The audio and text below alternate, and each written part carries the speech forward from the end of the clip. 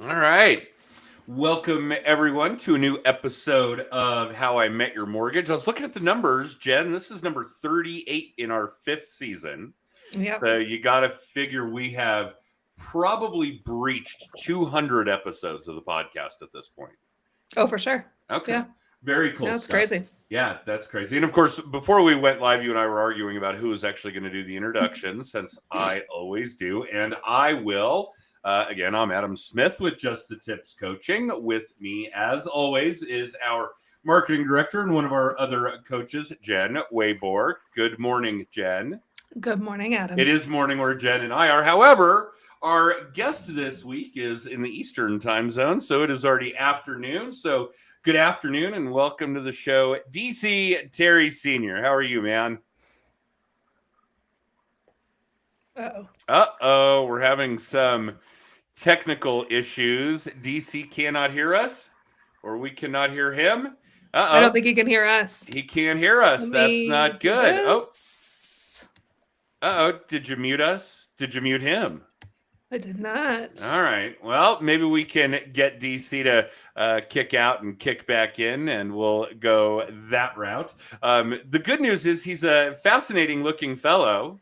Right. So even if we never get to hear from him, which would be a gross disappointment, we at least get that benefit. So DC, cut yourself out, log back in, man. We'll try to keep the show rolling in that kind of instance. But hey, technology, people, this is the way it works. It's live. You've got to bear with us. So how are you, Jen? You had an interesting house guest I picked up on. Yeah, we attended Cami Gildner's conference. Cami was one of the speakers at Social Media Day last year. She was one of the last speakers of the event last year. So we went to her 3-day conference in Golden for Thursday, Friday, Saturday. Oh. Let's see if we have sound now. Can you hear us? Yes. I can hear you. All right. So, ladies and gentlemen, once again, a big welcome to the show, DC Terry Sr. Hey, DC. Good afternoon. Thank you guys. So, hang on, Jen, tell us about this speaker, because now our audience is dying to know. Bated breath kind of shit here. Well, Cami spoke at the Social Media Day 21, and I think she spoke at it when Aaron Sell was running Social Media Day. But she runs this really badass conference in Golden every year. It's called Extraordinary Women Ignite. It is 3 solid days of conference. Some mindset stuff, some she has this really cool spreadsheet that you literally put in how much you want to make a year, and it breaks down what you should be charging hourly for whatever you're doing, no matter the industry. To somebody who talked on video marketing, podcasting. I got to meet some really cool people this weekend that I'm excited to network with going forward for sure. That is really cool. All right, let's get back on track here. We were looking for some segue material in that first run where we couldn't hear DC or he couldn't hear us. So, DC, tell us who you are, man. I know you're in mortgages because that's what we do, and we've met and talked at a number of mortgage conferences, literally from coast to coast over the years. Had the privilege of being at one with you on your birthday here earlier this fall. Yes. But yeah, what do you do? How did you get started? Where do you come from? Let's start there. Where do you live? What is your market? I'm in Columbia, South Carolina. I'm Brooklyn born, Low Country, South Carolina raised. So just to give you an idea, I learned how to swim in a swamp. So okay. Yeah. So that's who I am. That's where I live, South Carolina.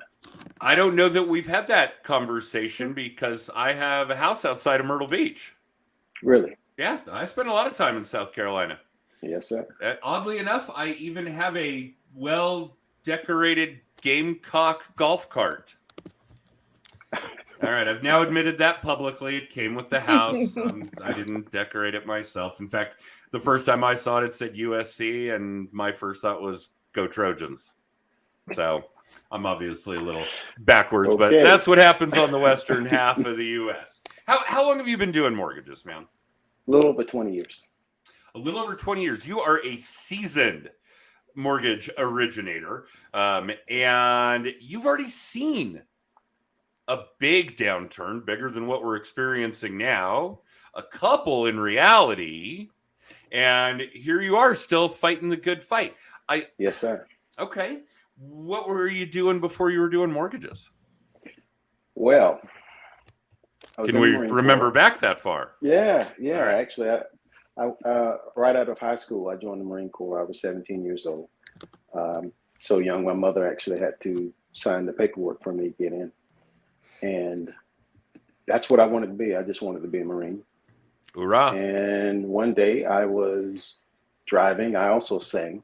I was singing in the group, and we were going after some contracts. And I drove through a drive-through one day. I love chicken, and I was, leaving this chicken joint. And right when I got to the drive-through window, the person that was serving me had just retired.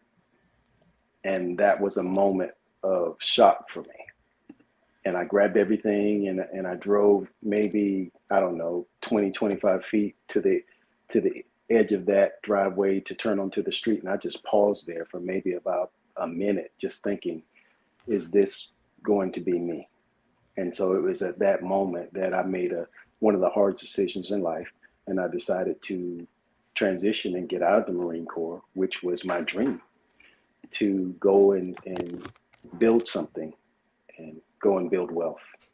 And so I left the Marine Corps, and I was still singing in the group. But then a couple of days before the contract came through, I accepted Christ and changed my life, which changed the music I was singing, and which was quite raw.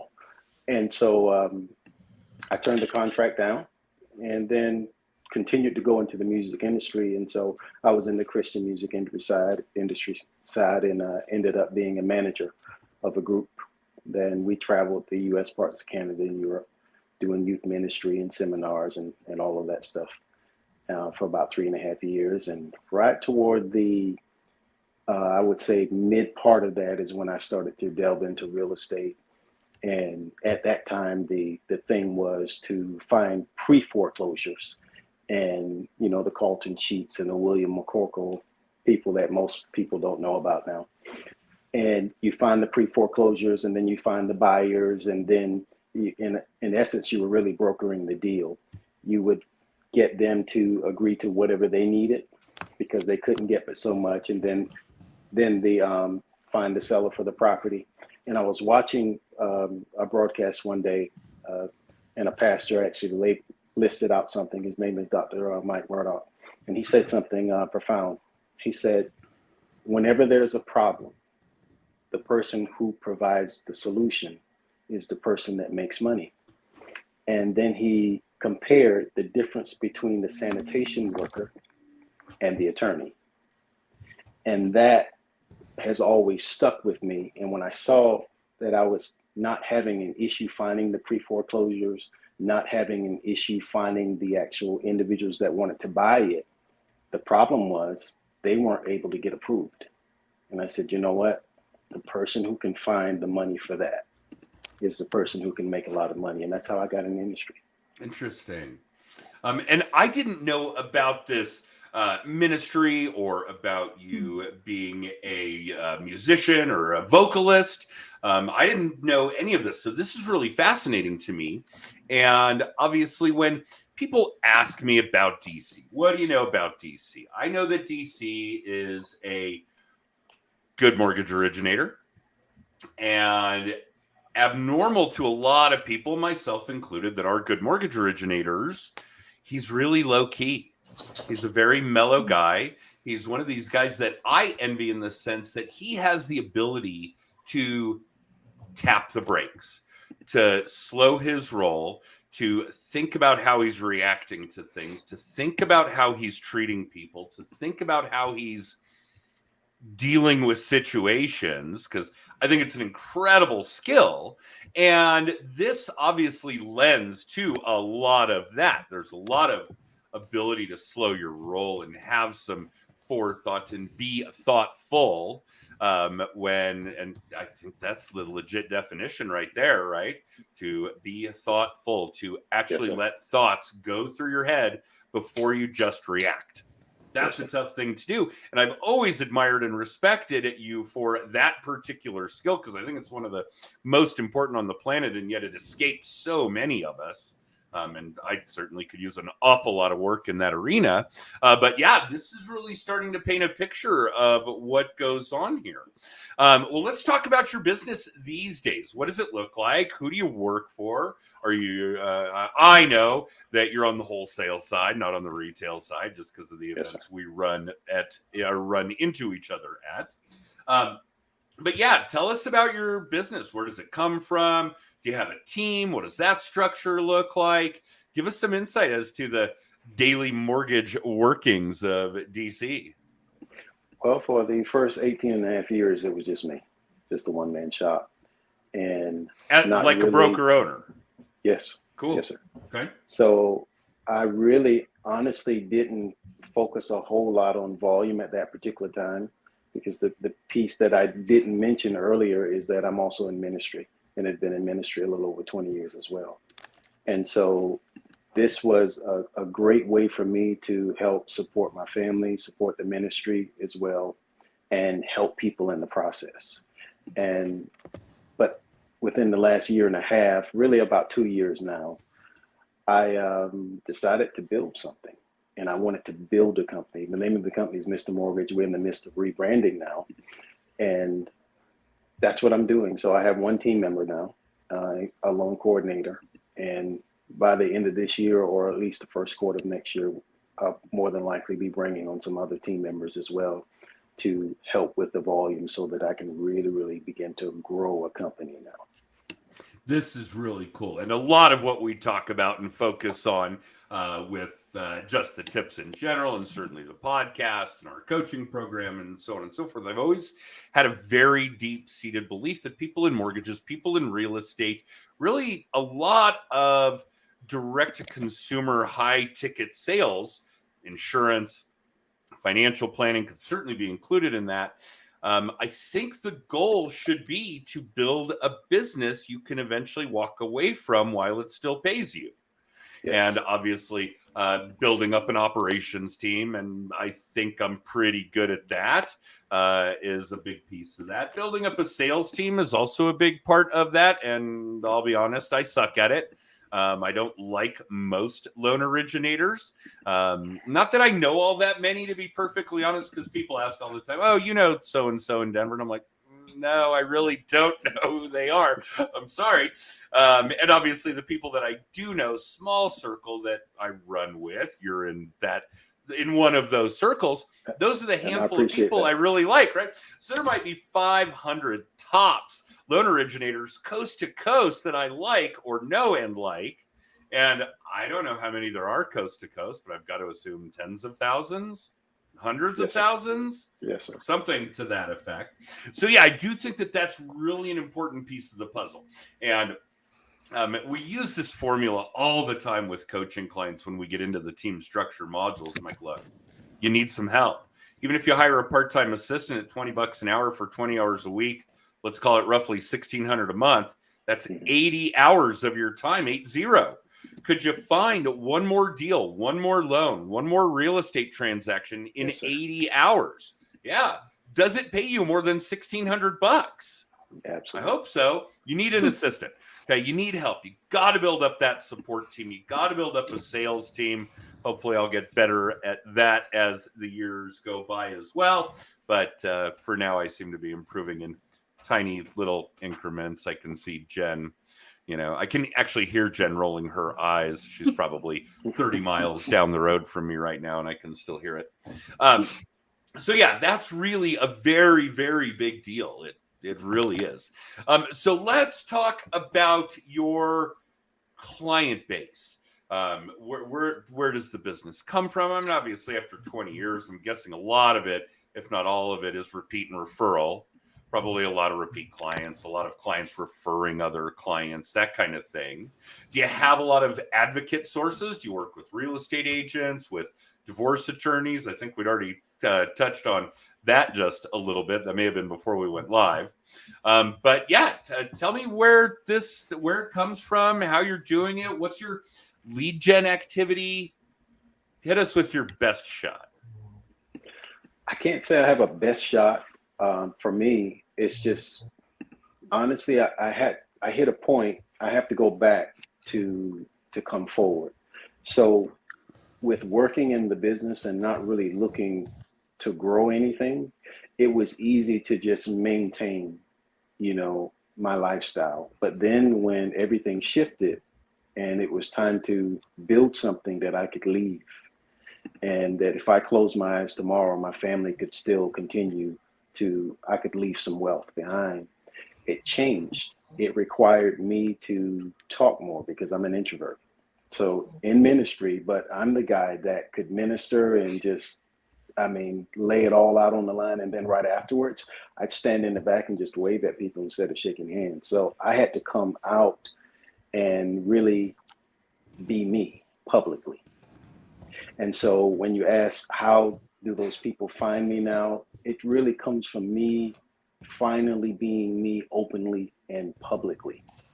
And so whether that's the daily post that I put out on Facebook and Instagram, LinkedIn and Twitter, or whether it's a couple of video drops here and there, or someone who knows me through ministry, or they've seen me someplace or heard about me, but ultimately it's you were turned down, call DC. Ultimately, it's that file that someone's had an issue with, or the client that they don't think can get through, or the people that a realtor may feel like no one else is going to take the time with them. There's part of that formula. Yes, sir. Saving a lot of deals because people are either too lazy or uneducated or not willing to put in the work to find solutions to get people the money to buy a home with, no doubt. Yes, sir. Yes, sir. Do you minister a flock now? I do. Cool. Okay. That's really unique, especially for somebody who is an introvert, and I can't argue with you. When you and I are in these social circles that we're running together, these professional but social circles, yeah, I would say you're the most introverted one there. Sales is not a gig for introverts typically. It's That's just what not. I've heard. This makes you even more unique. Are a lot of your clients in your flock? No. Okay. No, sir. That's interesting Actually, too. Yes, sir. No, it's like I said, I had to really, really come out and talk more. Doing videos, just educational stuff here and there, or just talk about everyday life. That's what I find that really brings, is that people find someone who really cares and they think they can trust, and they're open to ask the questions or say, hey, listen, my credit's bad and I don't think I can get approved anywhere. Can you at least take a look at it? And they know that they aren't going to be judged for it because I lay it out that life happens. I know it's your credit, but life happens to people and we don't judge. Instead, we get approvals. Well, you don't get into a line of work where you want to help people and then judge them. That's some messed up contradictory shit right there. Don't do that. If you are judging your clients instead of helping your clients, that's like problem number one. You got to get past that and solve that. No doubt about it. That's a big, big deal.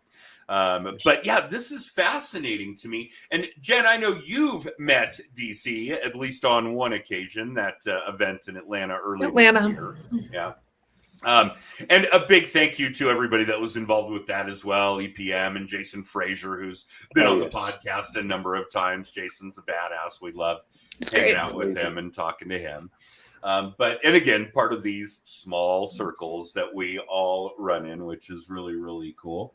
I'm just because I'm curious, and I know a lot of this isn't going to mean much to our audience, but what do you do for a CRM? I'm shifting. Okay. You want to know company wise who I'm using, or? Okay, sure. I feel like this is going to be a really good answer. It's like I asked him if he was circumcised. What is going on? What CRM do you use, DC? Well, first, I am circumcised. Okay. CRM, I just changed over to I'm in the midst of it, changing over to Bonzo. Okay. because I feel that it can accommodate me a little better than the one that I have been using, which was Whiteboard. Okay. And what do you do for an LOS? Well, do you want to go back to the first question? We could get your medical history if those are easier answers. Well, no, the reason that you see that is because I'm in the midst right now of just strategy and just looking at every little thing. So I'll just give you my flow. Right now, I use Lead Pops. And so if I'm running some ads or whatever from Facebook that coming in through that Lead We're Pops, fans of Andrew's too. I own Andrew's book. We know Andrew well. Yeah, I think we even had Andrew at one of the Mile High Mastermind events a number of years ago. Yeah, that's awesome. Lead Pops is great. Lead Pops is way cool. Yeah, and I'm glad that they have Jason on board now as well. True story, right? Cool Yes, partnership. Yes, sir.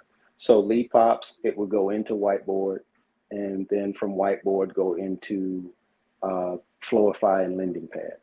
Okay. And so that's been my, that's been my system. But now I'm really, really looking for, how I can critique everything. My videos, I would send those out with, it's sad. It just BombBomb. Excuse me. I would send those out through BombBomb. However, now that is available through, Bonzo. So those are the things I'm looking at now. How can I make it more automated with less work so I could focus more on being me and getting me out front to become the face of the company? Well, and that's, we talk about that all the time. The people know what you do. Mm-hmm. What people really want to know is who you are. That's part of my line of questioning here. I know what DC does. I want to know who DC is. That kind of thing. And I'm not alone. That's going to be the vast majority of people, particularly customers and clients, for any of you that are watching or listening in sales. People are tired of hearing what you do. They want to know who you are, which is fine.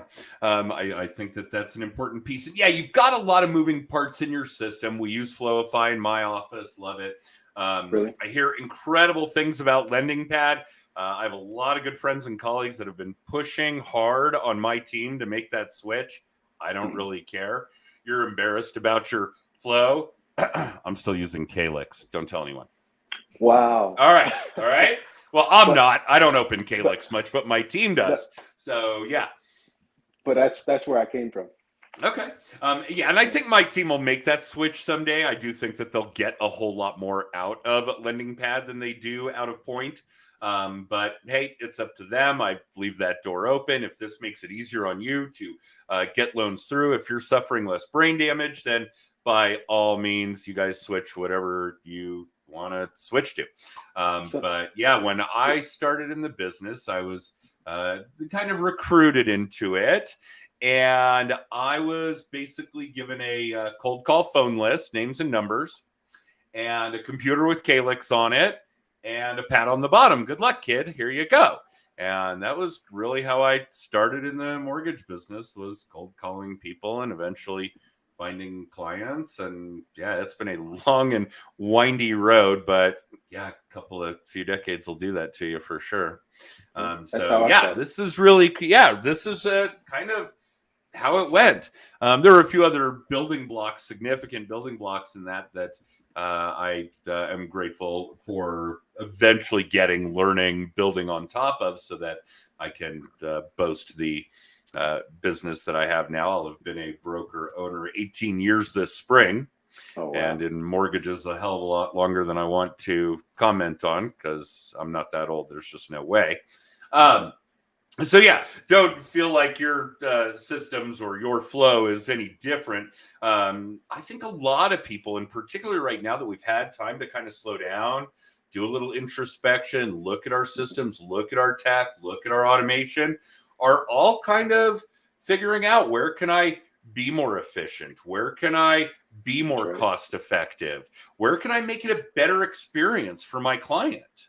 Mm-hmm. I think is really a big piece of that puzzle when we all kind of operate in a strict repeat and referral world. I mean, if you're running radio ads, and there are companies here that do that, and then they just get blasted. I mean, blasted on social media about how awful they are. If you're buying leads, if you're buying trigger leads, oh, don't even get me started. But, these are the people that aren't going to be in the business next year.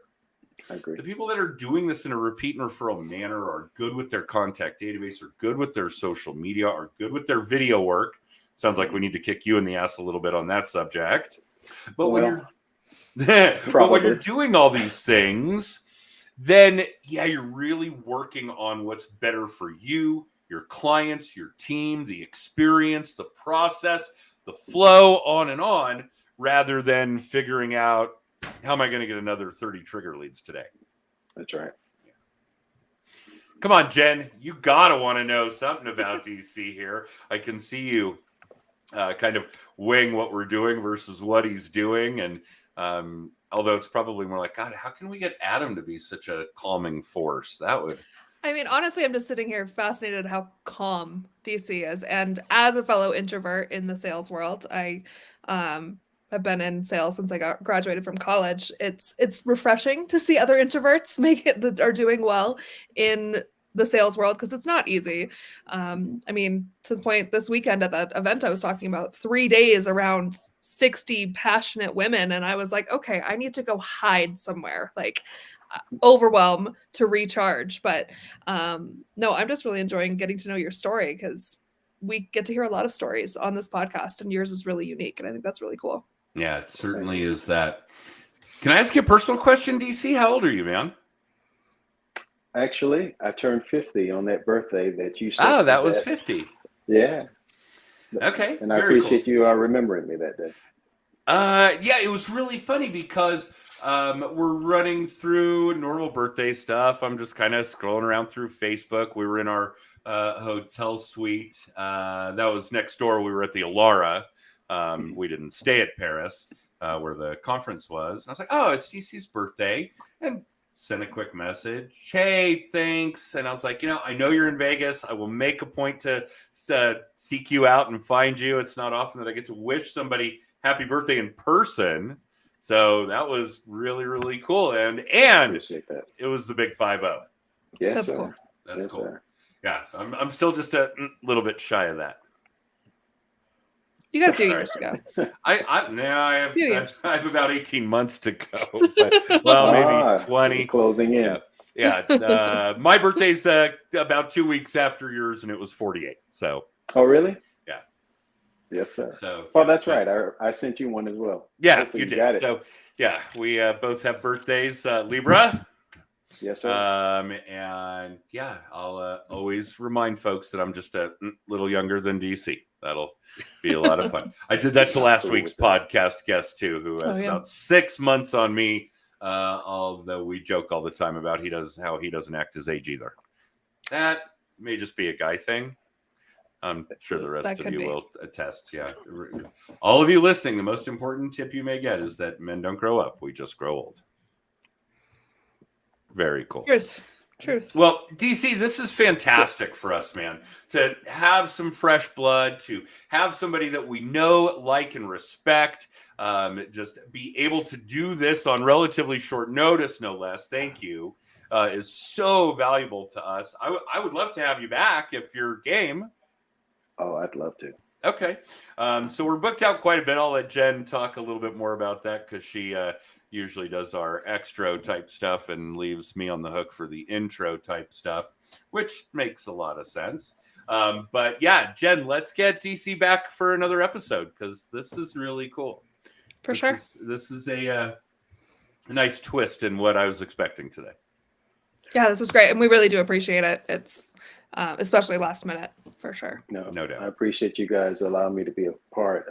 Can I share something that we're doing right now? Absolutely. Whatever you want. So spinning off of the 50th, I was, like you see me now, I've always been, for the most part, quiet, but I'm very aggressive. And so I come from a different type of lifestyle than what people could probably look and think today based on how I am today. But when I turned 25, I was asked the question, how does it feel to be 25? And I said, I don't know. I never planned to live this long. Yeah, Mhm. that's not uncommon. And the kicker is my mother told me when I got out of boot camp and I was sitting at the breakfast table with her and my stepfather, I was sitting there and she said, well, we can take life insurance off for you now. And I said, huh? She said, well, we never expected you to live this long. Yeah. And so here I am, after they asked me that question at 25 years later, I decided I wanted to do something special. And that was, I call it 50-50, helping 50 people who didn't think that they could get approved for a loan or have been turned down, get them approved in 50 days. And so that's a campaign that we're pushing very hard right now, which is just trying to go after and dig in and help as many people as possible close on a home before the end of the year. And that's something that's very, very special to me, very personal. It's That's very so cool. special to people that take the job seriously.